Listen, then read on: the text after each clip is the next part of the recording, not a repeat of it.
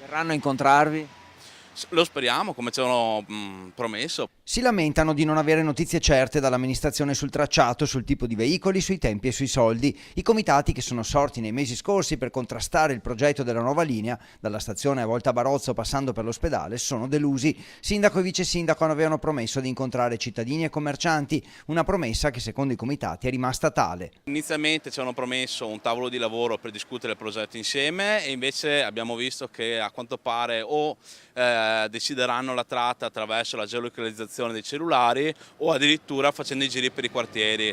Questo non è quello che c'era stato promesso. Per i comitati, che annunciano di essere pronti a fare fronte comune in tutta la città, il problema più grosso è l'incertezza. In via Facciolati non si sa se il tram passerà di lì, qual è l'alternativa o se sarà un mezzo su rotaia o un autobus elettrico. Non si capisce perché un giorno ipotizzano via Facciolati, un giorno ipotizzano il vecchio progetto.